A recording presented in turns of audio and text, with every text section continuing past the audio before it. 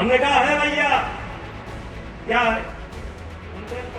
गोंडा के कैसरगंज से बीजेपी सांसद और भारतीय कुश्ती संघ के पूर्व अध्यक्ष बृजभूषण शरण सिंह, जिन्हें कौन नहीं जानता, जिनका नाम कभी किसी को सरेआम तमाचा जड़ने तो कभी यौन शोषण जैसे गंभीर मामलों में सामने आता रहा है, लेकिन इस बार तो बृजभूषण शरण सिंह ने खुलेआम दबंगई की पाठशाला ही लगा दी। अपनी दबंगई का बखान करते हुए कहने लगे कि 8वीं में 3 बार फेल हो गए थे। परीक्षा के दौरान बगल में बैठे छात्र से कॉपी लिखने के लिए कहा तो मना करने पर उसका हाथ पैर तोड़ने की धमकी दे डाली। धमकी देकर कॉपी लिखवाई, तब जाकर पास हुए। बोले हम तो बचपन से ही दबंग रहे हैं। आप खुद ही सुनिए बीजेपी के इस दबंग सांसद की जुबानी उनकी दबंगई की कहानी। मेरे समझ में नहीं आ रही थी। ये चिड़िया के टांग, चिड़ई के चूटी के टांग मेरे समझ में नहीं आया।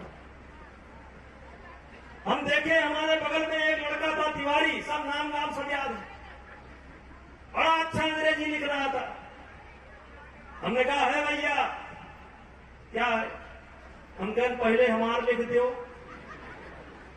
वो बड़े जोर से चिल्लाया, हम ना लिखा। हम कहा बहुत चिल्लाओ ना, लिख दियो नहीं। अब गेटवा पहरवा जब पहरियाबो तो भाई कोनो डर रही। हम शुरू से दबदबाबाज रहे, बात नहीं है।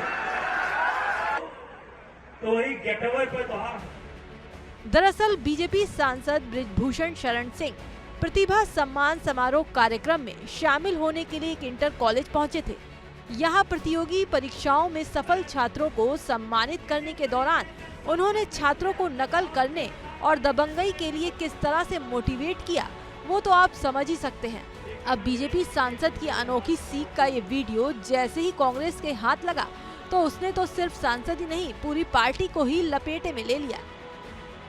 प्रतिभावान बच्चों को क्या शिक्षा दे रहे थे, गुंडई करने की या नकल? हालांकि सांसद जी के भाषण से एक बात तो कंफर्म हो गई कि महिला खिलाड़ियों के इतना कहने के बावजूद भी सत्ता के कान पर जल्दी जूं क्यों नहीं रहेंगी, क्योंकि सत्ताधीश साहब और सांसद जी दोनों की शिक्षा दीक्षा लगभग समान ही है।